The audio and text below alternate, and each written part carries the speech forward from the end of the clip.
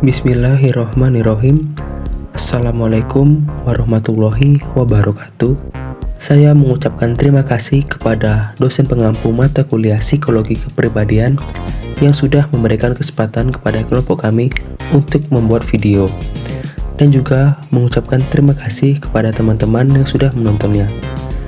Saya Rafli Fadilah dengan NIM G1C121087 yang akan bertugas sebagai pembaca materi pertama dalam pembuatan video kelompok 3 kali ini, di mana kelompok kami akan membahas tentang teori kepribadian Carl Rogers.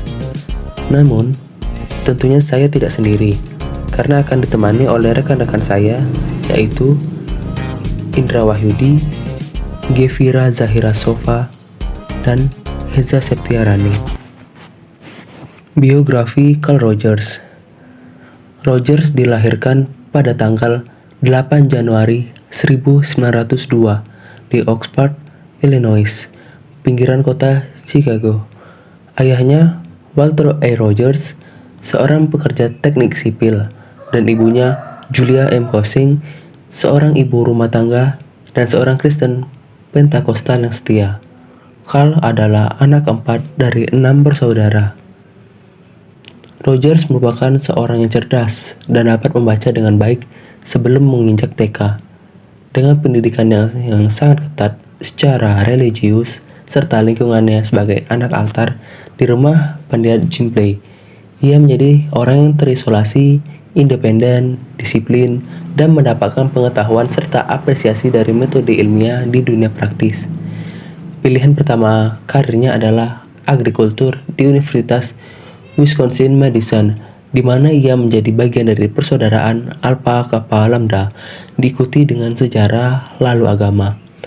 Pada usia yang ke-20 saat perjalanannya ke Peking, Cina tahun 1922 untuk mengikuti konferensi internasional Kristen, ia mulai meragukan keyakinan agamanya. Untuk menolongnya memperjelas dalam memilih karir, ia mengikuti sebuah seminar yang bertemakan "Mengapa Saya Memasuki Pelayanan?", yang kemudian membuatnya mengubah karirnya.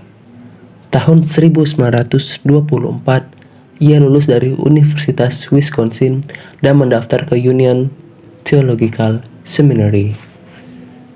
Setelah 2 tahun lulus dari seminari, ia pergi ke Teacher College, Columbia University, mendapatkan gelar MA pada tahun 1928 dan PhD pada tahun 1931. Sementara ia menyelesaikan pekerjaan doktoralnya, ia terlibat dalam studi tentang anak. Tahun 1930, Rogers bekerja sebagai direktur Society for the Prevention of Cruelty to Children di Rochester, New York. Dari tahun 1935 sampai 1940, ia mengajar di University of Rochester dan menulis The Clinical Treatment of the Problem Child 1938, yang berdasarkan pengalamannya saat bekerja dengan anak-anak bermasalah. Dalam mengkonstruksi pendekatan client center, ia sangat dipengaruhi oleh praktik psikoterapi post-Freudian dari Otto Rank. Tahun 1940, Rogers menjadi profesor psikolog klinis di Ohio State University, di mana ia menuliskan buku keduanya, Counseling and Psychotherapy 1942. Di buku itu, Rogers menyarankan bahwa klien dengan membangun relasi yang berdasarkan pemahaman, penerimaan dari terapis dapat menyelesaikan berbagai kesulitan dan mendapatkan pencerahan atau insight yang dibutuhkan untuk merekonstruksi hidup mereka. Tahun 1945, ia diundang untuk mendirikan pusat konseling di University of Chicago. Tahun 1947, ia terpilih menjadi presiden dari American Psychological Association. Sementara ia menjadi profesor psikologi di University of Chicago 1945 sampai 1957. Rogers membantu mendirikan pusat konseling yang berhubungan dengan universitas, dan di sana ia melakukan riset untuk menentukan keefektifan metodenya. Penemuan-penemuan dan teori-teorinya muncul di dalam buku Client-Centered Therapy 1951 dan Psychotherapy and Personality Change 1954. Seorang mahasiswa S2 biasanya di University of Chicago, Thomas Gordon mendirikan gerakan Parent Effectiveness Training atau PET tahun 1956. Rogers menjadi presiden pertama American Academy of Psychotherapists. Ia mengajar psikologi di University of Wisconsin, Madison 1957 sampai 1963. Yang juga pada saat itu ia menuliskan bukunya yang terkenal On Becoming a Person 1961. Carl Rogers menjadi pionir gerakan psikologi humanistik yang mencapai puncaknya tahun 1960-an. Pada tahun 1961, ia dipilih sebagai anggota American Academy of Arts and Science. Hakikat pribadi fenomenologis. Pendekatan humanistik sangat menghargai individu sebagai organisme yang potensial. Setiap orang memiliki potensi untuk berkembang, mencapai aktualisasi diri. Rogers mengemukakan 19 rumusan mengenai hakikat pribadi atau self sebagai berikut. 1. Setiap individu berada dalam dunia pengalaman yang terus-menerus berubah, di mana dia menjadi titik pusatnya. Oleh karena itu, masing-masing individu merupakan sumber informasi terbaik mengenai dirinya. Penyunting. 2. Organisme bereaksi terhadap suatu bidang yang sesuai yang dialami dan dipahami. Bidang persepsi pribadi ini disebut realitas yang diyakini. 3. Organisme bereaksi sebagai keseluruhan yang terorganisasikan di bidang fenomenal. 4. Memiliki satu kecenderungan dasar dan dorongan dasar untuk mengaktualisasi, mempertahankan, dan mengembangkan pengalaman yang diperolehnya. 5. Perilaku pada dasarnya upaya berarah tujuan atau good direct.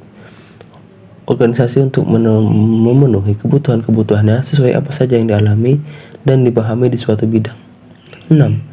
Emosi erat kaitannya dengan pencapaian tujuan organisme yang dapat tercermin dalam tingkah laku. Identitas dapat memengaruhi cara organisme mempertahankan dan mengembangkan diri. 7. Cara terbaik memahami perilaku adalah dari kerangka acuan internal frame of reference individu itu sendiri. 8. Salah satu porsi bidang persepsi total secara bertahap dibedakan menjadi konsep self. Dengan demikian, cara terbaik untuk mengubah konsep self yang sudah dahulu terbentuk penyuntingan. 9. Sebagai interaksi dengan lingkungan, khususnya evaluasi tentang interaksi dengan yang lain.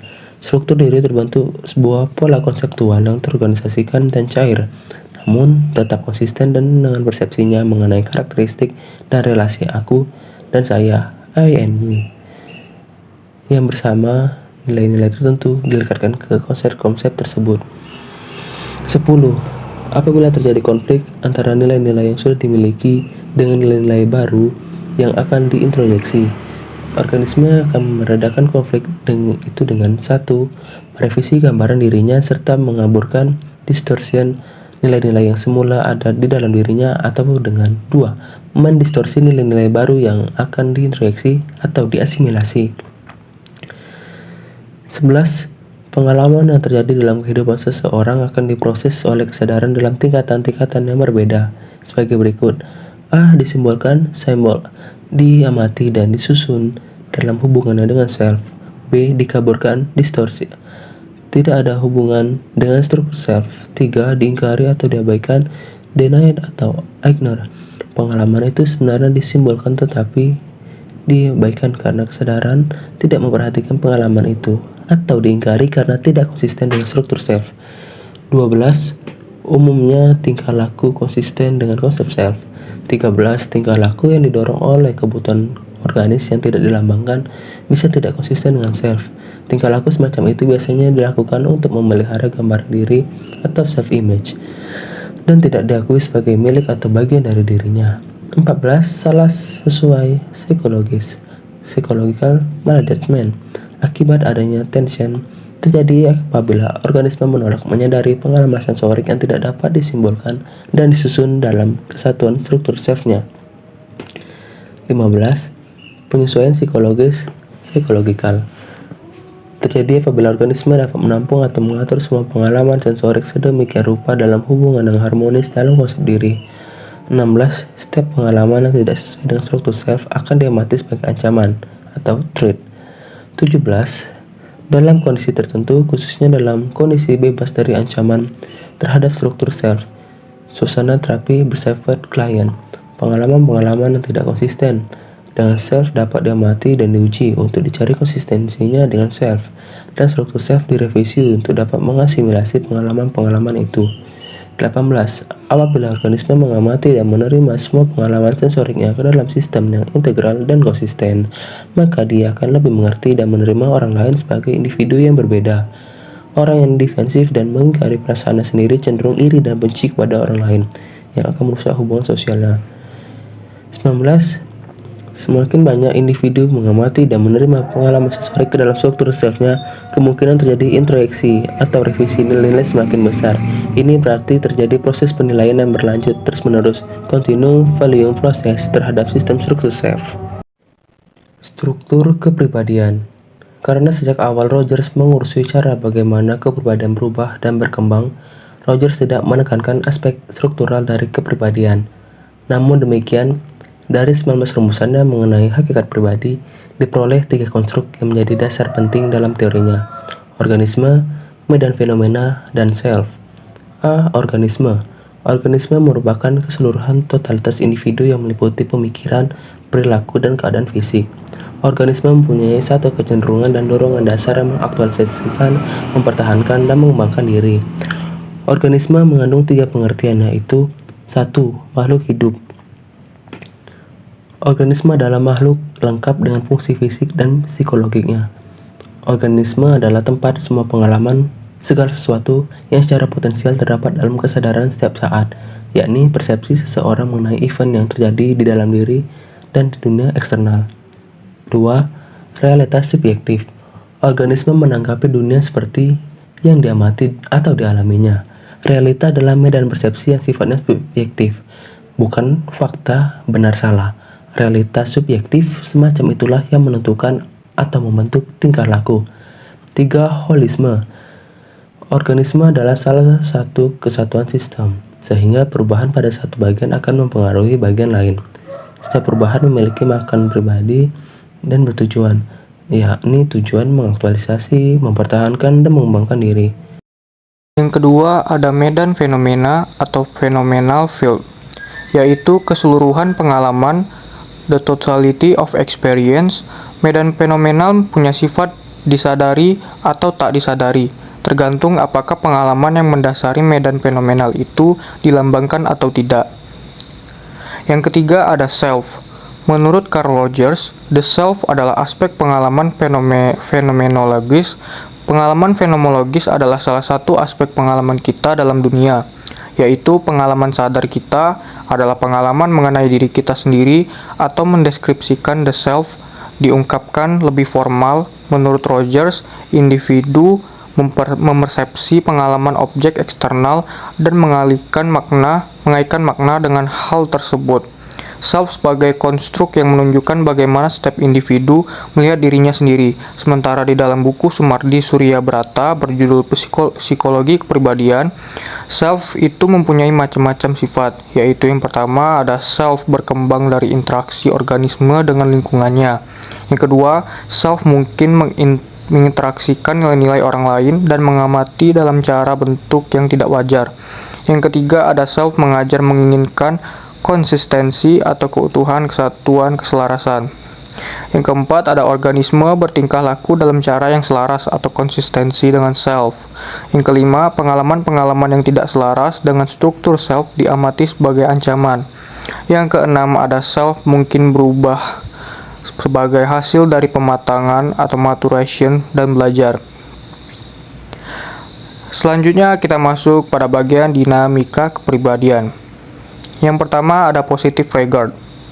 Rogers menggunakan istilah positive regard atau penghargaan positif yang menjelaskan bahwa manusia membutuhkan cinta, perhatian, kasih sayang, dan lainnya. Selain istilah itu, menurut Rogers, istilah positive self plus regard Penilaian positif terhadap diri juga perlu dicapai untuk perkembangan manusia melalui sikap positif yang ditunjukkan oleh orang lain.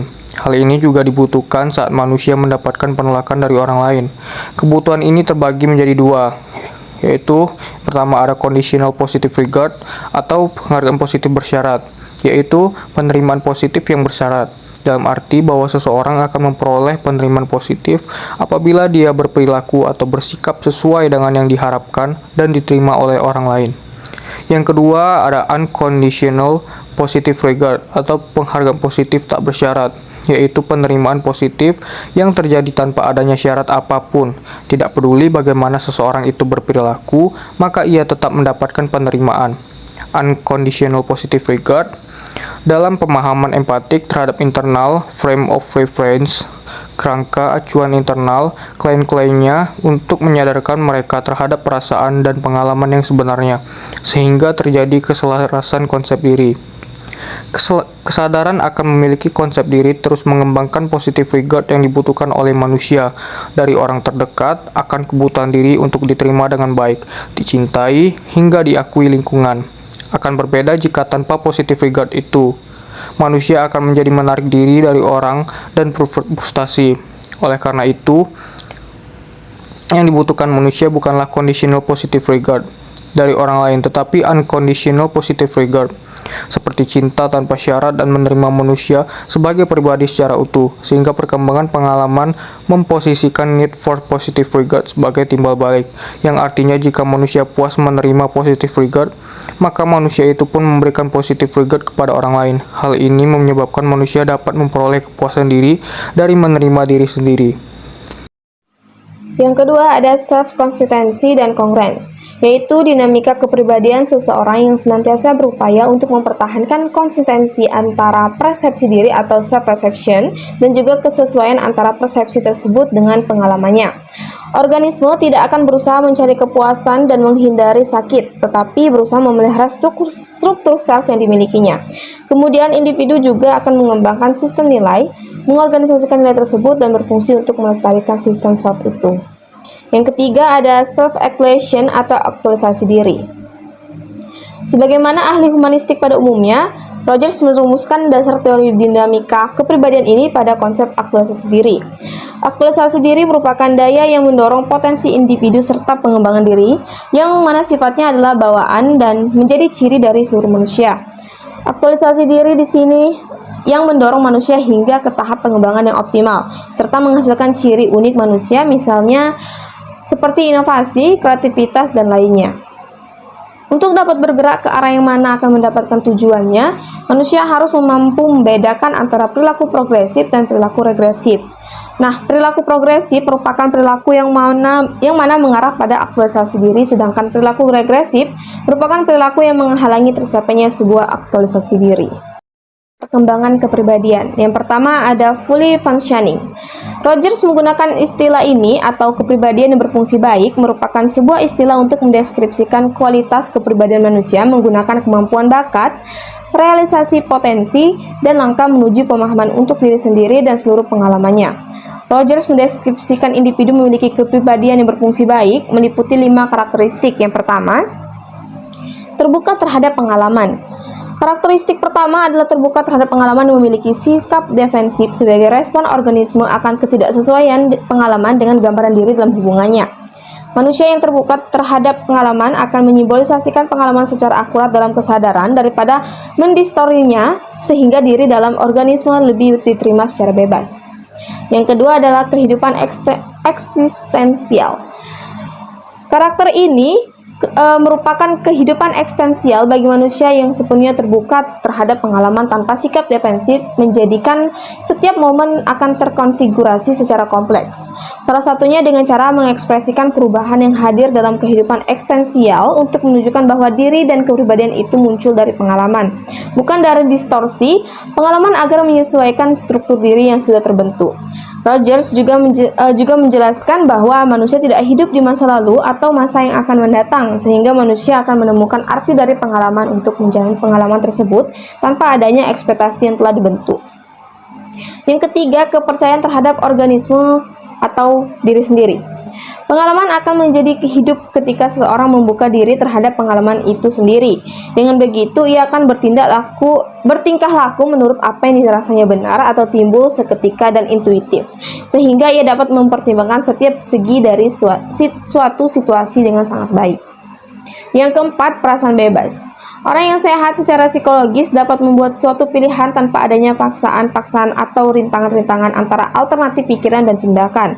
Orang yang bebas memiliki suatu perasaan berkuasa secara pribadi mengenai kehidupan yang percaya bahwa masa depan tergantung pada dirinya sendiri, tidak pada peristiwa di masa lampau, sehingga ia dapat melihat sangat banyak pilihan dalam kehidupannya dan merasa mampu melakukan apa saja yang ingin ia lakukan.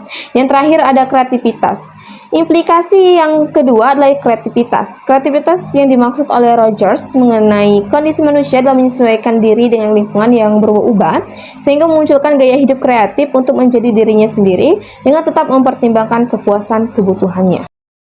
Selanjutnya yaitu perkembangan psikopatologi. Menurut Rogers, orang maladjustment sepertinya tidak sadar dengan perasaan yang mereka ekspresikan atau yang ditangkap secara jelas oleh orang luar. Mereka juga tidak sadar dengan pernyataan yang bertentangan dengan self-nya dan menolak ekspresi yang dapat mengungkapkan hal itu. Perkembangan psikopatologi menurut Rogers terbagi menjadi 4. Yang pertama yaitu tak saling suai atau incongruence. Orang yang secara psikologik sehat secara berkala tetap dihadapkan dengan pengalaman yang mengancam konsep dirinya yang memaksanya untuk mendistorsi atau mengingkari pengalamannya. Ketika pengalaman yang sangat tidak konsisten dengan struktur self atau pengalaman inkongruen sering timbul, tingkat kecemasan yang terjadi dapat merusak rutinitas dan orang menjadi neurotik. Yang kedua yaitu kecemasan dan ancaman. Rogers mendefinisi kecemasan sebagai keadaan ketidaknyamanan atau ketegangan yang sebabnya tidak diketahui. Ketika orang semakin tidak menyadari ketidakkongruenan antara pengalaman dengan persepsi dirinya, kecemasan berubah menjadi ancaman terhadap konsep diri kongruen dan terjadi pergeseran konsep diri kongruen. Selanjutnya yang ketiga yaitu tingkah laku bertahan atau defensiveness. Rogers hanya mengklasifikasikan 2 tingkah laku bertahan, yakni distorsi dan denial. Termasuk dalam distorsi adalah kompulsif, kompensasi, rasionalisasi, fantasi, dan proyeksi. Distorsi merupakan pengalaman diinterpretasi secara salah dalam rangka menyesuaikannya dengan aspek yang ada dalam konsep self. Orang mempersepsi pengalaman secara sadar tetapi gagal menangkap atau tidak menginterpretasi makna pengalaman seperti yang sebenarnya. Distorsi dapat menimbulkan bermacam defense dan tingkah laku salah suai. Denial merupakan definisi dari orang menolak menyadari suatu pengalaman atau paling tidak menghalangi beberapa bagian dari pengalaman untuk disimbolisasi. Pengingkaran itu dilakukan terhadap pengalaman yang tidak kongruen dengan konsep diri, sehingga orang terbebas dari ancaman ketidakkongruenan diri. Selanjutnya yang keempat yaitu disorganisasi.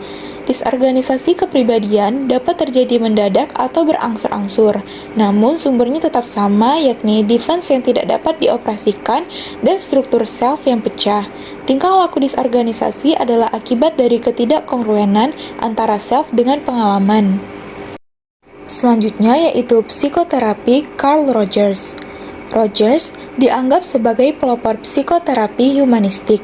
Teorinya didasarkan pada prinsip bahwa jika seseorang diberi kebebasan dan dukungan emosional untuk tumbuh, ia bisa berkembang menjadi manusia yang berfungsi secara penuh. Dengan didorong oleh lingkungan yang menerima dan memahami situasi terapeutik, seseorang akan dapat memecahkan masalah hidupnya sendiri, sekalipun tanpa bantuan, dan berkembang menjadi sosok individu yang diinginkan. Konsep psikoterapi Rogers menganggap terapi sebagai proses yang berkesempatan untuk mengorganisasikan kembali dunia subjektif atau the subjective world untuk mengintegrasikan serta mengaktualisasikan dirinya. Rogers memandang proses utama dari terapi adalah memfasilitasi pengalaman individu untuk menjadi lebih otonom, spontan, dan percaya diri. Hal ini hanya bisa terlaksana jika terapis menjalin hubungan yang dekat dan hangat dengan klien. Dengan cara tersebut, klien merasa memiliki kebebasan untuk menjadi dirinya sendiri secara total. Jenis hubungan terapis klien yang dimaksud oleh Rogers memiliki 3 kualitas khusus. Yang pertama, jujur dan tulus terhadap klien atau kongruen. Yang kedua, mampu merasakan hal-hal yang dirasakan klien atau empati. Yang ketiga yaitu menerima klien apa adanya serta memberikan perhatian positif tak bersyarat kepadanya. Sekian presentasi dari kelompok kami. Mohon maaf apabila ada kesalahan. Kami akhiri dengan wassalamualaikum warahmatullahi wabarakatuh.